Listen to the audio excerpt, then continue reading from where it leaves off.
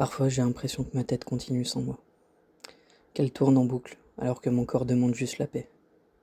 Je suis fatigué, mais pas de sommeil. Fatigué de porter, de deviner, de rassurer. On me dit que je suis fort, doux, intelligent, mais qui demande si moi je vais bien. J'ai longtemps vécu en tempête, aujourd'hui je flotte entre deux orages, et dans le silence qu'il laisse, j'apprends à m'entendre.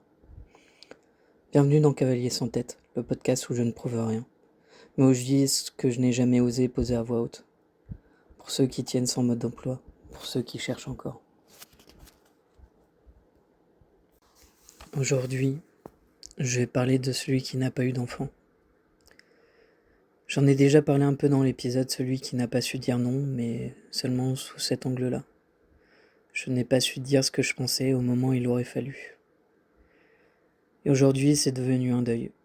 Encore un. Parfois j'y pense, et j'entends presque les rires des enfants que je n'ai pas eus. Des rires légers, qui résonnent dans des pièces vides.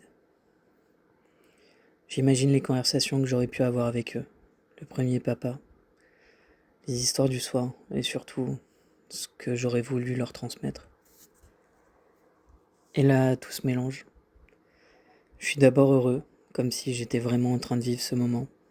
Je sens presque leurs petites mains dans la mienne. Puis la tristesse revient. Je réalise que ça n'existe pas. Et derrière, la colère, qui frappe toujours après.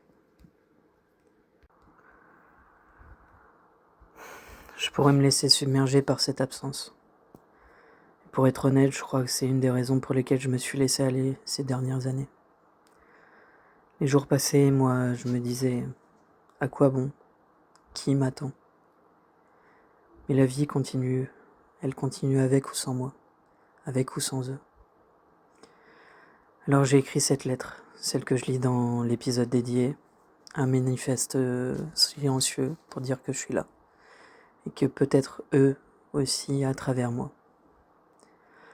Alors je vis pour eux et je vis pour moi, parce que même ce qu'on n'a pas eu peut devenir une force pour avancer.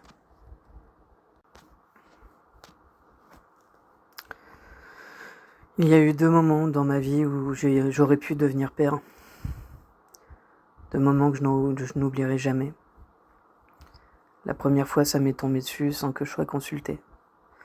J'ai appris que c'était arrivé, et déjà terminé. Et je n'ai rien eu à dire. Juste un vide, laissé derrière moi. La deuxième fois, j'étais là, présent mais impuissant. J'ai vu le moment où elle a pris sa décision d'avorter. J'ai senti mon monde se plier en deux sous mes pieds. C'est une douleur étrange parce qu'on ne pleure pas seulement un enfant qui n'existera pas. On pleure toute une version de soi-même qui ne verra jamais le jour. Et ce vide-là, il est particulier. Il n'a pas de corps serré, pas de tombe où se recueillir. C'est un deuil qui ne laisse que le silence.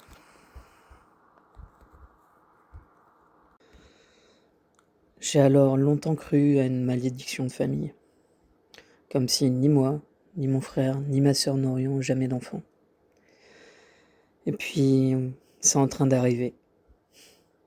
Ma sœur attend un enfant. Je me souviens du jour où elle me l'a annoncé, son sourire tremblait, entre la peur et la joie.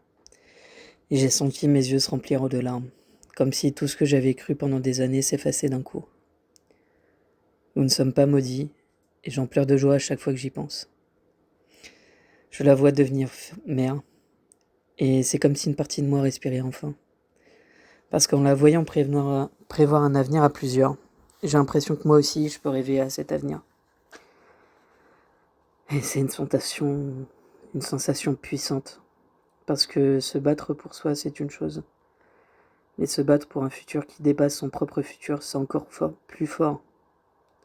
C'est comme toucher quelque chose qui va au-delà de nous, au-delà de la condition humaine.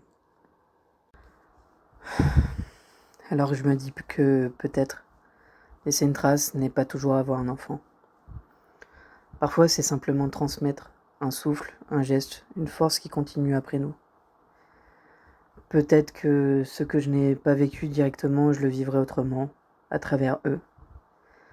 Dans les rires de ma sœur, dans les yeux de cet enfant à venir, et dans la paix que j'apprends à trouver en moi.